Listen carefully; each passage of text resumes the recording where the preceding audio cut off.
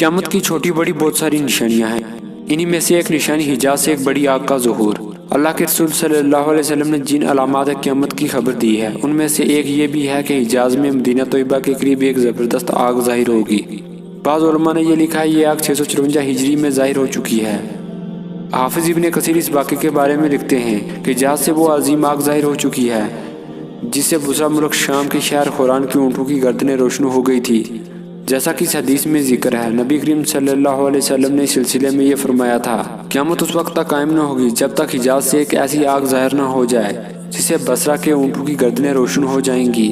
کہا جاتا ہے کہ یہ آگ 3 ماہ تک موجود رہی اور یہ آگ اس قدر شدید تھی کہ مدینہ کی خواتین اس کی روشنی میں سود کاتا کرتی تھی۔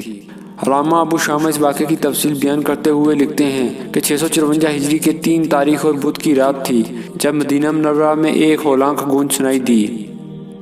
اس کے بعد زلزلہ آیا، اس نے زمین، دیوار اور چھتوں، لکڑیوں اور دروازوں تک کو ہلا دیا۔ یہ سلسلہ بدھ کی رات سے شروع ہو کر جمعہ کے دن تک جاری رہا۔ پھر اس کے بعد ایک عظیم آگ مدینہ کے مقام پر جو بنو قریظہ کے قریب تھا ظاہر ہوئی۔ یہ آگ ہمیں مدینہ میں اپنے گھروں اور بیٹھے نظر آ رہی تھی۔ ہمیں یوں محسوس ہوا کہ یہ ہمارے قریب ہی موجود ہے۔ مدینہ کی وادی اس آگ سے بھر گئی۔ آگ ان میں یوں چل رہی تھی جس طرح پانی بہتا ہے۔ یہ آگ بلند و بالا عمارت کی طرح بڑی بڑی چنگاریاں پھینک رہی تھی۔ جبل ملیسا یا ملسا یہ خرا میں ایک آتش فشاں پہاڑ ہے جو آج کل پرسکون ہے۔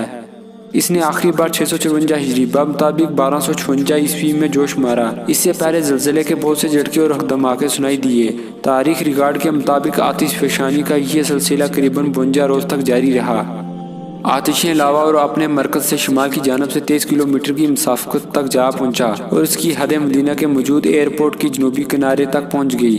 پگھلا ہوا گرم لاوا ایک ایسے مقام پر آ کر رک گیا جہاں سے مدینہ طیبہ 12 کلومیٹر کی مسافت پر تھا۔